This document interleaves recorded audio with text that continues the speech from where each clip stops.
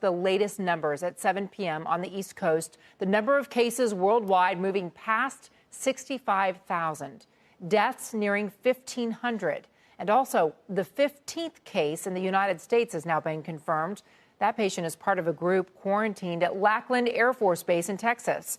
One district in Hubei province, where there are more than 500 confirmed cases, has started wartime population control measures. That means all buildings are closed. Everyone must stay in their homes. Neighborhood associations will buy food and medicine for the residents. And those measures are expected to last 2 weeks. Beyond the fight to beat the virus, another battle has broken out over how China is counting the sick. Meg Terrell joins us tonight on that. Meg? Well, hi, Contessa. Last night, of course, we saw that dramatic spike in the number of new cases reported from Hubei province, the epicenter of the outbreak. But it turns out this is because of a change in how they're diagnosing cases. Until last night, Hubei was reporting only cases confirmed with laboratory tests. The numbers were growing by between 1,600 and 3,000 a day. Now it's also reporting clinically diagnosed cases done using chest imaging to check for pneumonia. The WHO said today many of these cases go back days or weeks, even to the beginning of the outbreak. A backlog of cases health authorities had been unable to test yet.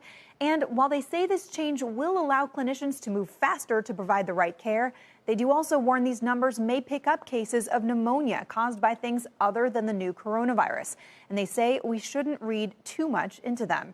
And let's get more on this now from former FDA Commissioner Dr. Scott Gotlieb. Dr. Gotlieb, you were here helping us break down that huge surge last night. Now we've seen these new numbers tonight back down to 4,000 new cases. We don't yet have the breakdown as to how many of these were clinically diagnosed or confirmed with a test. But what do you make of such a smaller number than we saw last night? Well, I think some of the thinking last night was that they were clearing out the backlog of suspected cases, and they were very suspicious and just sort of converting them to confirmed cases based on clinical findings that were consistent with the virus.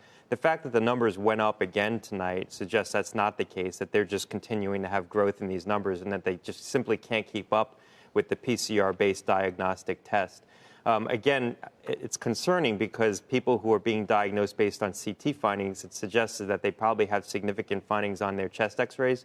And flu season peaks a little earlier in China, so there's not as much background flu, and that's probably also influencing them. So people who are showing up with significant pneumonia, they're just surmising that's coronavirus. Well, I wanted to ask you about that also because the WHO warning this could pick up other causes of these kinds of pneumonias in chest x-rays.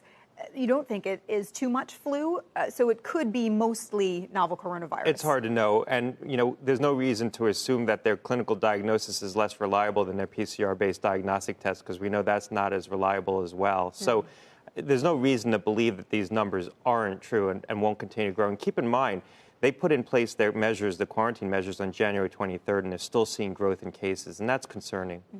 We know that there's a ramped-up procedure for screening people in China.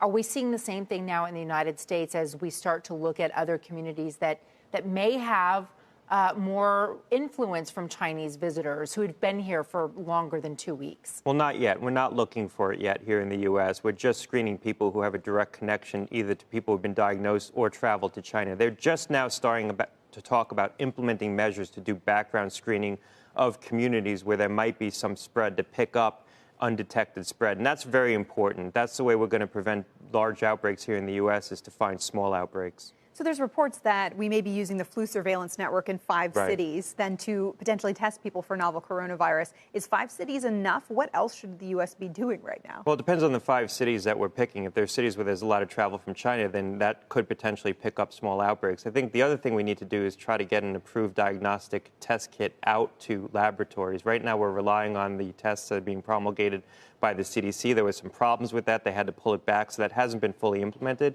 But there's platforms in doctors' offices that can be adapted to test for coronavirus so we can do broader surveillance. Are we being aggressive enough right now from what you can observe?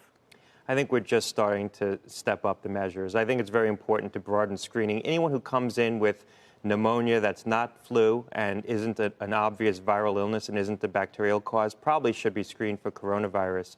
We don't have the capacity to do that right now, but we could build out that capacity fairly efficiently.